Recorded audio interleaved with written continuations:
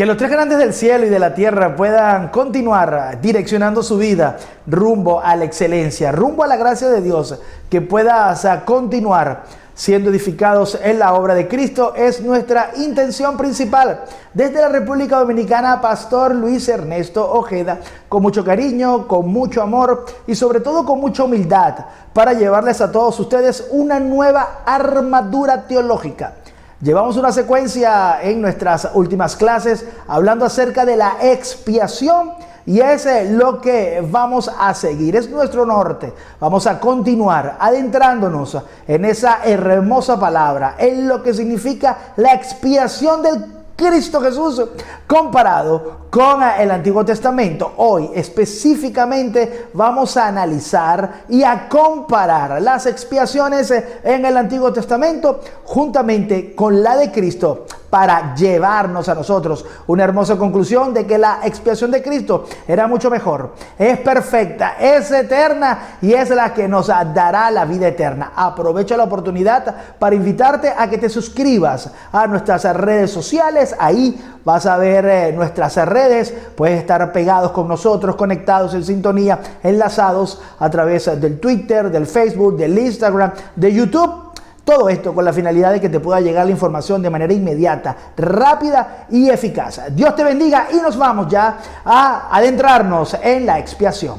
Las diferencias eran abismales entre la expiación que hizo nuestro Señor Jesucristo en la cruz del Calvario, con esas diferentes expiaciones o intentar buscar el perdón, la gracia de Dios a través de ese sacrificio de animales hechos en la antigüedad, normativa dada por Dios a Moisés, nos da a nosotros un reflejo que Jesucristo es lo mejor.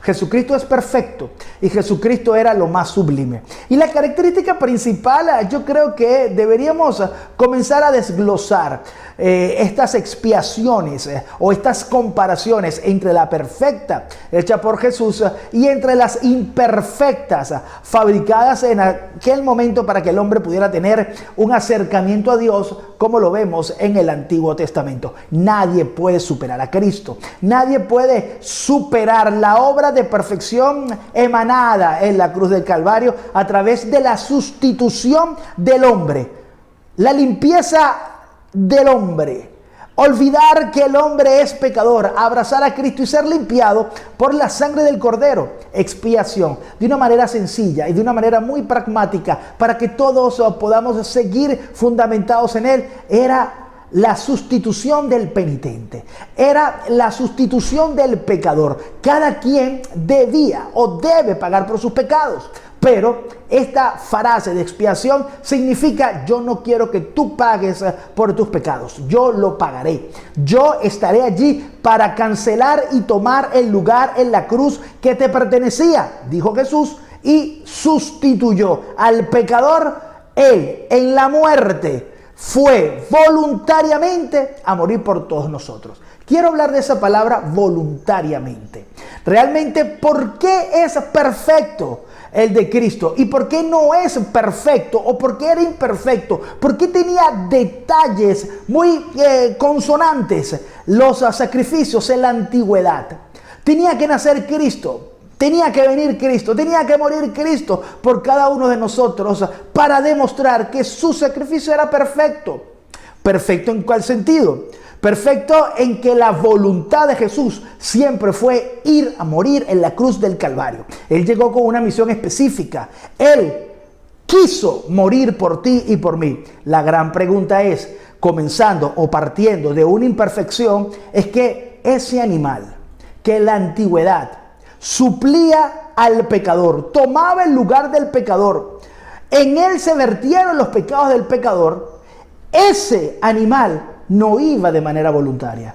Ese animal no sabía a lo que iba. Ese animal seguramente no entendió nunca por qué murió. Era un animal que se tomaba bajo ciertas condiciones, pero nunca fue voluntario. Por eso es que se exalta y se dignifica el sacrificio de Cristo, porque Cristo literalmente quiso venir voluntariamente a morir por cada uno de nosotros, a morir por cada uno del pecador o de los pecadores que quieran cubrir sus faltas, sus manchas en la cruz del Calvario. Cristo fue voluntariamente, cosa que los animales jamás pudieron o entendieron por ser animales simplemente irracionales. En estas hermosas comparaciones de expiaciones entre el Nuevo Testamento y el Antiguo Testamento, en lo que vino a ser Jesucristo, comparado con las leyes mosaicas, no cabe otra duda que hablar de este punto de repetición que había en la antigüedad. Dice la palabra que el sacrificio de Jesús fue una sola vez y para siempre. Él llenaba todos los requisitos ideales de un sacrificio puro por Él. Y gracias a Él, y Él mismo, dice la Biblia, es llamado el Cordero Inmolado, el Cordero Perfecto, el Santo Cordero de Dios.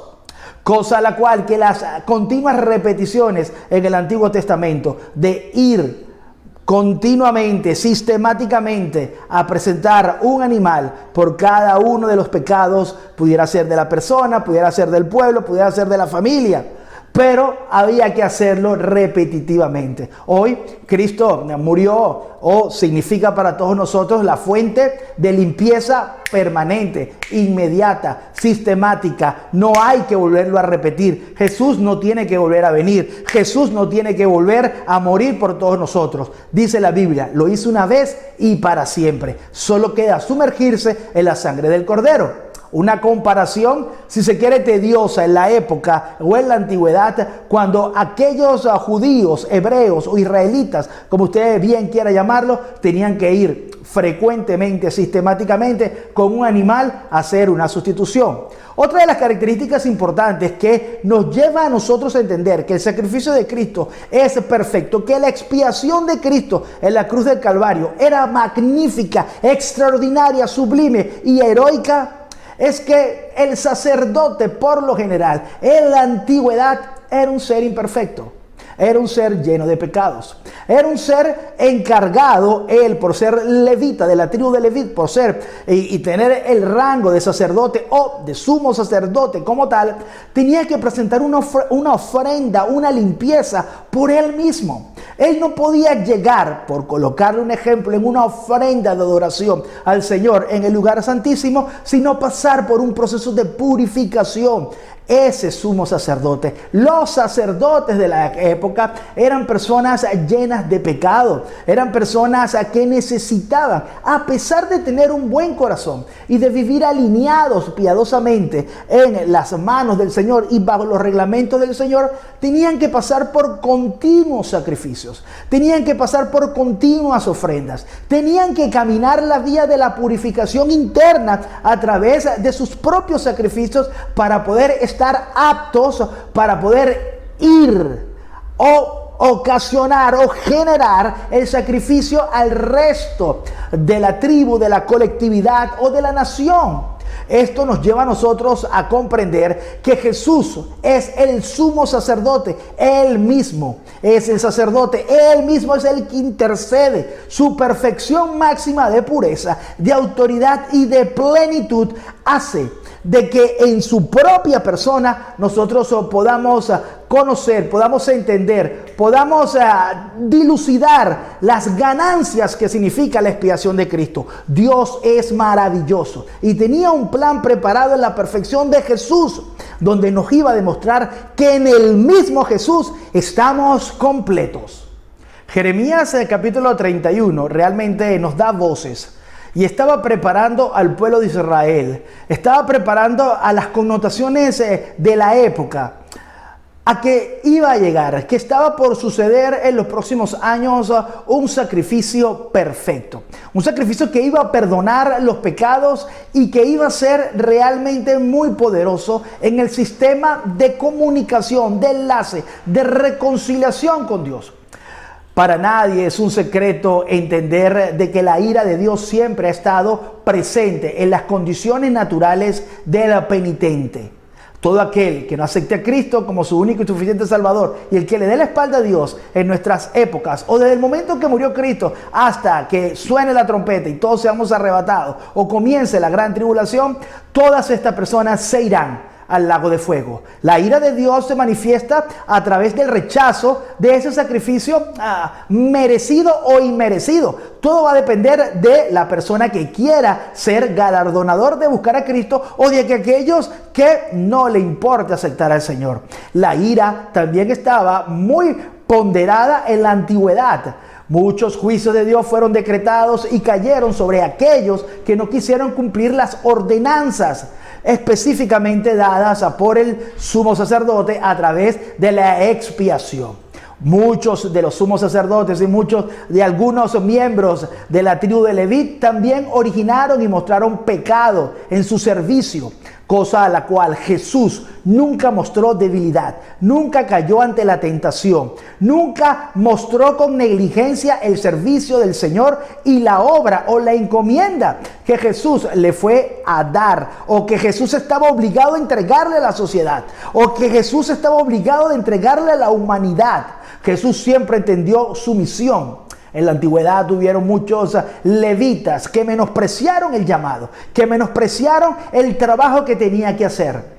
También hay referencias en el libro de Malaquías y en los últimos profetas menores registrados en el Antiguo Testamento, gente que llevó lo peor de lo peor hacia la presencia del mismo Cristo, del mismo Señor, del mismo Espíritu Santo. La Trinidad siempre ha existido. Jehová siempre exigió lo mejor. Mucha gente quedó allí reflejada en la palabra. Llevaban lo tuerto, la perniquebrada. Llevaban allí seguramente lo malo, lo sucio, lo desnutrido a nivel de cordero, a nivel de animal, a nivel de sacrificio. Llevaron lo peor, cosa a la cual Jesús, incluso dice la Biblia, fue obediente y obediente hasta la cruz.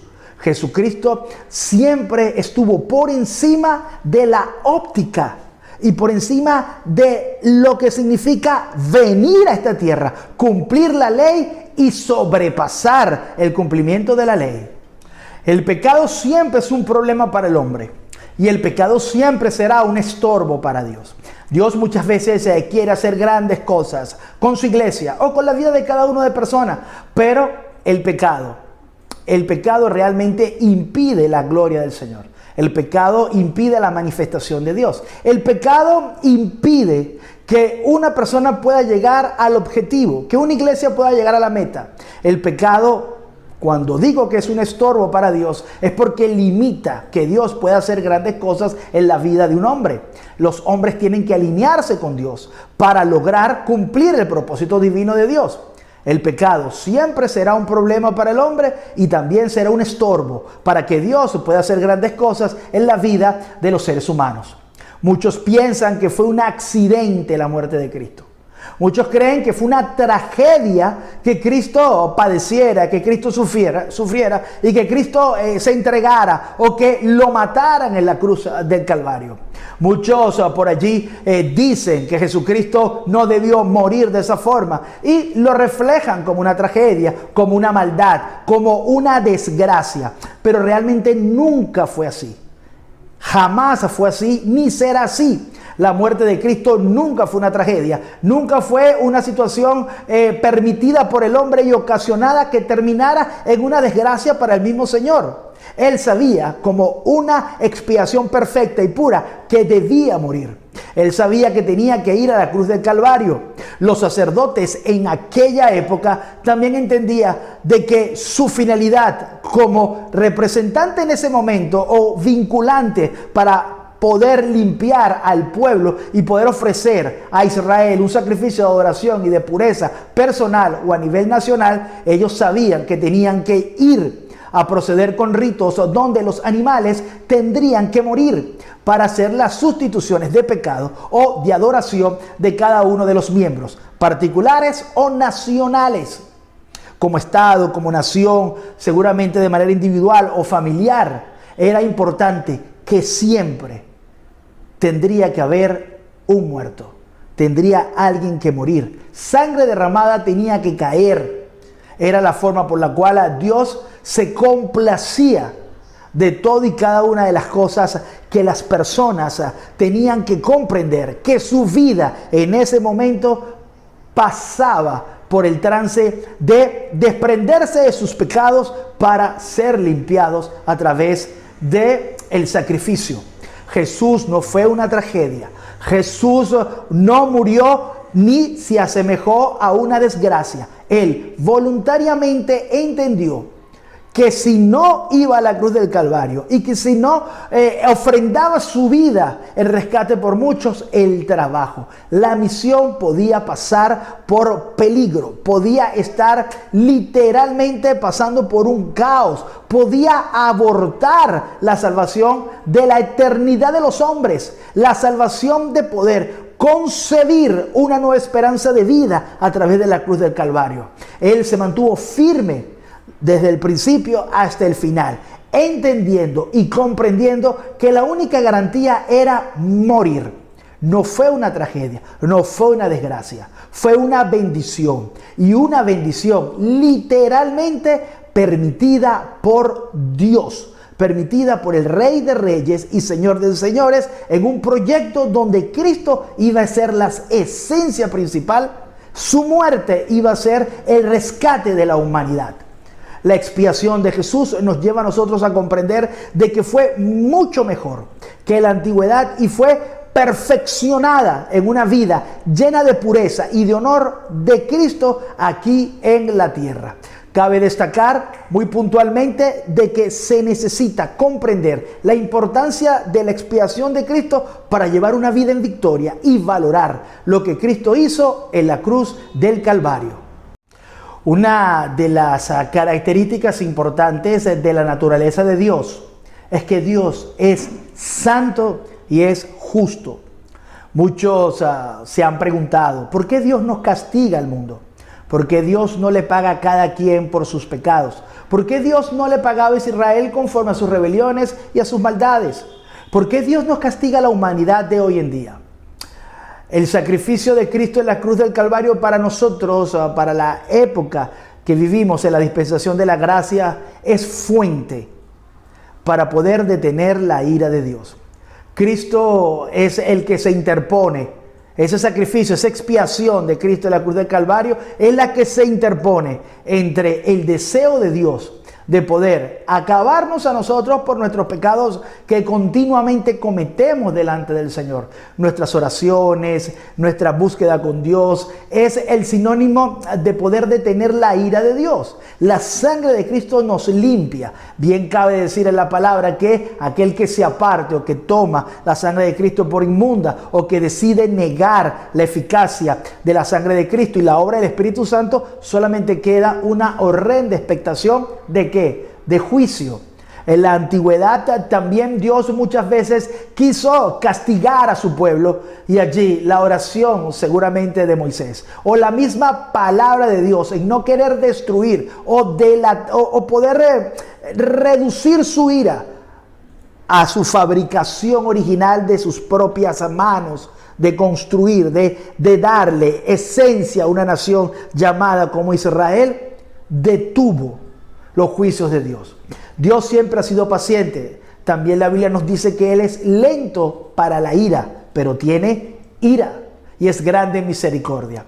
Muchos dirán, pastor, Dios actúa con ira, Dios es violento. Dios, lo que te puedo decir es que Dios es justo. Y la palabra nos enseña que todos los juicios de Dios son justos. El hecho de que tú no veas la mano de Dios actuando con poder en cada uno de los pecados inmediatos del hombre actualmente o en la antigüedad, solamente me queda ampararme en el versículo que dice, mía es la venganza, yo pagaré, dice el Señor Jesucristo. Pero quiero llevarte a esta escena para que puedas comprender realmente cómo Dios abomina el pecado y cómo Dios castigará el pecado. Imagínate la escena de Jesús desde el momento que fue apresado por el Sanedrín en complicidad también por las organizaciones judías del momento. Jesucristo pasó por una serie de torturas, por una serie de situaciones complicadas y dolorosas. Literalmente lo trituraron, lo molieron, lo castigaron. Pudieron haber llevado a Jesús a una tortura prácticamente inhumana. Todo su recorrido y juicio por parte de los romanos de la época, por los ejércitos de Roma, fue literalmente criminal. Fue más aún pasado por términos irreales que actualmente muy pocos castigos de muerte tienen ese grado de comparación. Todo esto es un reflejo de la ira de Dios. Todo esto es un reflejo por el cual Dios puede castigar al pecado. Si Jesucristo llevó todos estos maltratos y todas estas discrepancias, toda esta maldad, todo el peso del pecado de la humanidad se postró o se mostró sobre una serie de torturas sobre el Señor Jesucristo hasta morir de la forma más cruel y de la forma más dolorosa que existía en la época. Es un reflejo de que Dios castiga el pecado, de que Dios castigará el pecado en la gran tribulación, que Dios castigará el pecado de todos aquellos que se mueran sin Cristo aquí, hoy, en nuestros días, y que Dios castigó la rebelión de todos aquellos que en algún momento en el Antiguo Testamento sobrepasaron la línea de la misericordia del Señor. Dios es santo, es justo, y su característica principal es que es santo. Y justamente reinará y justamente va a castigar a cada quien según sea sus obras. El hecho de que no veas la mano de Dios operando actualmente en castigos sobre el mundo no quiere decir de que Jesús, el Padre o el Espíritu Santo no estén mirando ni contemplando lo que sucede. Todo tiene un proceso de maduración. Dios ama al pecador, pero no ama al pecado. Los sufrimientos de Cristo fueron sufrimientos sobre un hombre inocente, sobre un hombre que no se merecía tal magnitud, tal dolor, tal tortura. Tú eras el que tenías que haber pasado por todo el proceso de las últimas 48 horas de Jesús. Ese eras tú. Tenías que haber recibido la cantidad de azotes. Y déjame decirte, la corona de espinas, los maltratos, los insultos, la saliva que salió de los soldados cuando escupían a Jesús, las veces que maltrataron, golpearon a Jesús con una caña, jalaron allí sus barbas, le dieron golpes y la lanza que lo traspasaron, los clavos que pasaron sobre sus manos y penetraron la madera, las veces en que Jesús sintió sed, las veces que Jesús sintió dolor, las exclamaciones de Jesús y el dolor que emitía su cuerpo, que irradiaba un cuerpo molido por los castigos del momento. Todo eso era para ti. Todo eso te lo merecías. Tú te merecías eso. Tú eras el que debió haber pasado por todo eso. Pero Él, por amor y por una expiación perfecta, tomó tu lugar. Eres digno de ser abofeteado. Eres digno de ser golpeado. Eres digno de ser crucificado. Eres digno de ser traspasado por una lanza. Eres digno de que te maltraten y te desfiguren. Tú eres digno de que luego de tu tortura que te mereces por tus pecados, en ti no haya hermosura. Tú eres digno de todo lo que le sucedió a Cristo. Y Dios dice en su palabra, sí te lo mereces. Dios dice en su palabra, te lo mereces porque yo soy santo y tú has violado mis decretos, has violado mis normas, has violado mi palabra, has errado en el blanco, has pecado contra mí, te lo mereces. Pero tan grande fue el amor reflejado en Juan 3:16, escrito allí por el discípulo amado, que Él tomó tu lugar en la cruz. El animal que murió en el Antiguo Testamento, producto de una situación de sustitución de un hebreo, de un israelita, de un judío penitente, ese animal tomó el lugar de alguien que sí debió ser degollado por su maldad. La expiación es el sinónimo, es la referencia más grande de lo que significa el amor de Dios y la paciencia de Dios. Dios es fuego consumidor. Dios es amor, pero Dios también es justo. Y la oportunidad para que tú puedas llevar una vida en consagración a Dios es ahora. Valorar la expiación de Cristo tiene que ser tu norte. Y con estas palabras me despido de todos ustedes, invitándolos a que se puedan suscribir a nuestros canales. Ahí lo vas a ver, todas nuestras suscripciones, YouTube, Facebook, Twitter, Instagram, que nos puedas seguir para que puedas seguir nutriéndote de la palabra de Dios y que pueda alcanzar esta palabra que hoy hemos predicado, que hemos enseñado, pueda alcanzar cabida en tus corazones o en el corazón de todos los oyentes. Dios te bendiga y Dios te guarde. Desde la República Dominicana, Pastor Luis Ojeda.